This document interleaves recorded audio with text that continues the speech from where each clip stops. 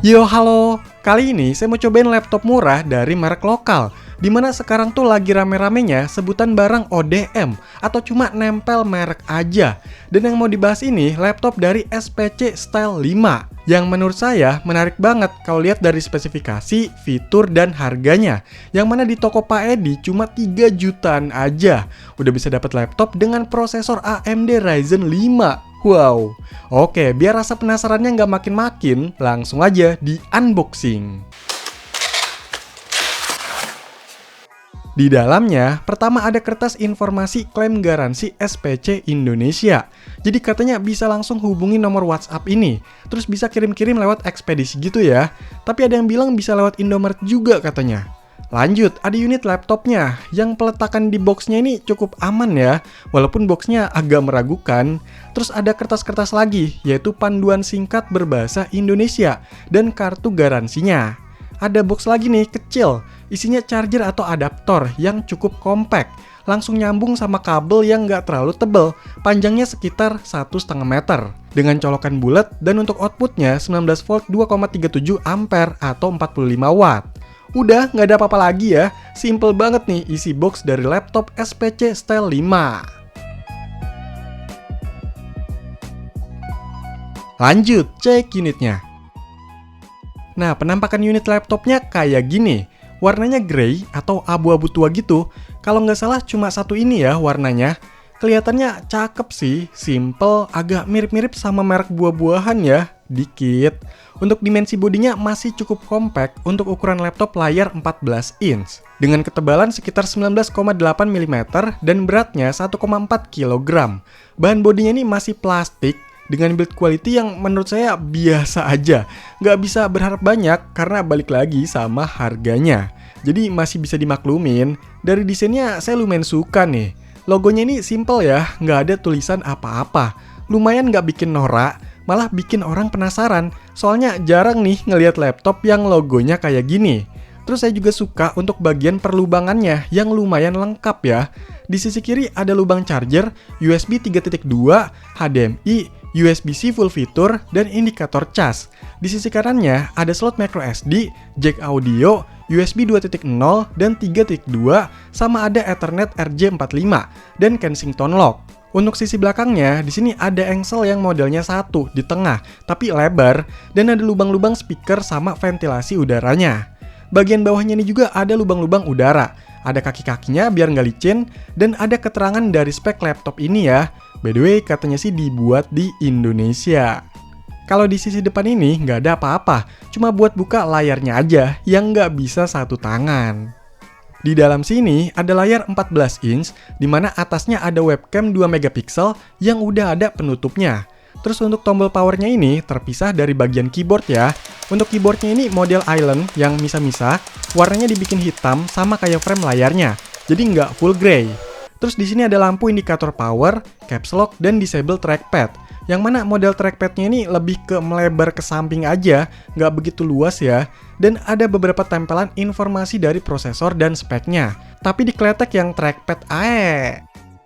Oke, coba dinyalain, semoga bisa nyala.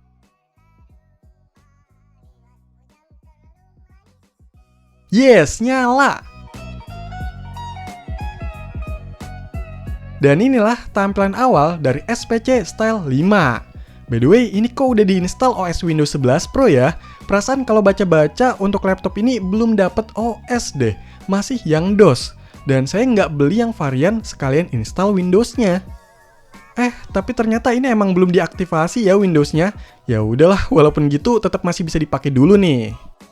Dalam keadaan yang masih fresh gini, RAM-nya dari 8GB yang tersedianya 7,7GB dengan bebasnya 4,2GB. Jadi udah hampir setengahnya tuh kepake. Kalau storage-nya yang tersedia sekitar 237GB, udah kepake 28GB. Jadi sisanya 209GB. Dan seperti biasa, Windows 11 bawa banyak bloatware yang harus dihapus-hapusin dulu nih biar lebih lega. Cuma yang paling malesin itu update-nya cuy. Jadi setelah di-update mentok, ini mau saya pause aja deh update-nya. Nah, sambil nungguin update-nya, kita kenalan dulu nih sama spek dari SPC Style 5 ini. Untuk prosesor yang dipakai AMD Ryzen 5 3500U, 4 core, 8 threads, 2,1 GHz, RAM-nya 8 GB DDR4, storage-nya SSD NVMe 256 GB, GPU-nya Radeon Vega 8, layarnya IPS 14 inch Full HD, kameranya 2 megapiksel, dan baterainya 45,6 Wh. Kalau ngeliat dari speknya, memang kerasa menarik ya di harga 3 jutaan. Apalagi kalau dibandingin sama merek-merek global, yang kebanyakan harga segitu paling biasanya pakai prosesor sekelas Intel Celeron atau AMD A4. Nah, untuk benchmarknya, saya coba pakai Cinebench R23 10 menit test duration, hasilnya untuk multicore dapat 2561, sedangkan 502 untuk single core-nya.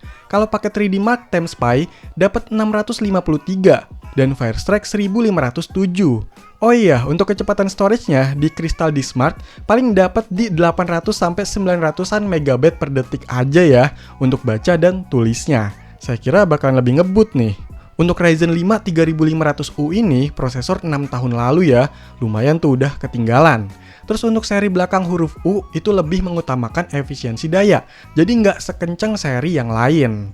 Tapi walaupun begitu, laptop ini masih oke kok performanya, asalkan tetap inget ya sama harga dan kelas dari laptop ini. Kalau mau dipakai buat kebutuhan belajar, kayak ngetik-ngetik, buat presentasi, browsing-browsing, ngoding-ngoding menengah, buat oprek-oprek, laptop ini tuh udah cukup oke menurut saya. Ditambah lubang-lubang yang lengkap ini bisa lebih menunjang penggunaannya. Oh iya, untuk keyboardnya ini memang agak pendek ya ditekennya, dan menurut saya agak kurang enak pas dipencetnya. Cuma kelebihannya ada backlightnya nih, 2 level. Kalau buat edit-edit video walaupun bisa, tapi jangan berharap lebih. Saya coba edit video di resolusi Full HD 60 fps pakai DaVinci Resolve, ini masih agak kewalahan gitu di playbacknya. Dan untuk render video durasi 10 menit, itu bisa makan waktu sekitar 20 menit. Tapi enaknya, di harga segini dapat bonus layar yang udah Full HD IPS, terus anti reflektif pula. Jadi enak buat dipakai kayak nonton-nonton gitu atau desain grafis. Ya walaupun untuk akurasi warnanya masih kurang, tetap nggak bisa minta lebih ya. Begitu juga untuk bagian webcam dan keluaran suara speakernya yang standar banget nih.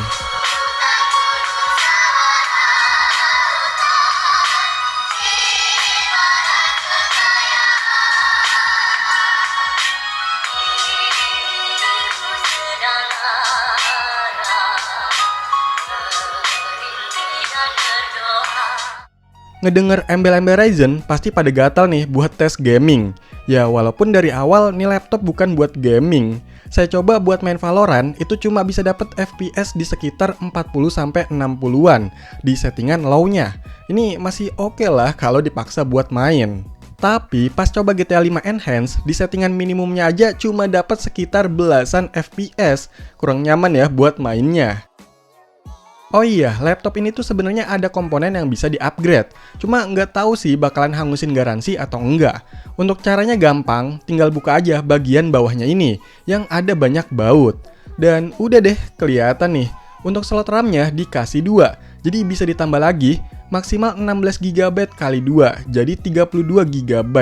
Tapi di sini saya coba sampai 16 GB aja ya.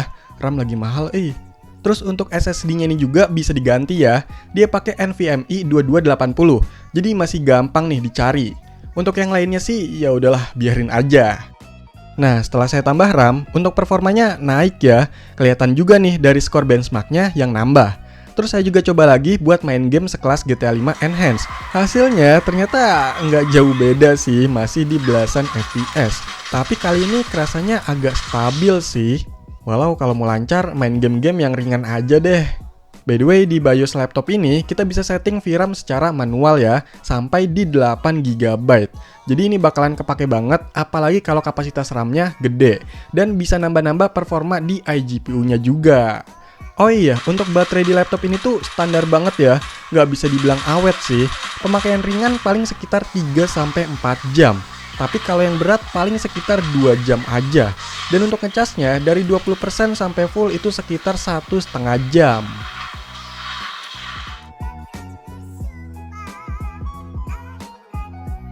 Menurut saya, SPC Style 5 ini speknya udah lumayan, fiturnya oke, upgradable, dan desainnya juga cakep untuk budget 3 jutaan. Ya walaupun semua kelebihan itu ada aja keterbatasannya, tapi menurut saya sesuai dengan harganya. Selama saya pakai sih nggak ada yang aneh ya, masih lanjai. Untuk dukungan drivernya juga udah ada, aman nih kalau mau inul. Cuma mungkin tetap aja ada beberapa orang yang masih ragu dengan merek-merek lokal atau barang ODM. Entah itu dari kualitas barangnya, QC-nya, garansinya, spare part-nya, dan lain-lain. Ya itu sih balik lagi ya sama keyakinan, kebutuhan, dan budgetnya masing-masing.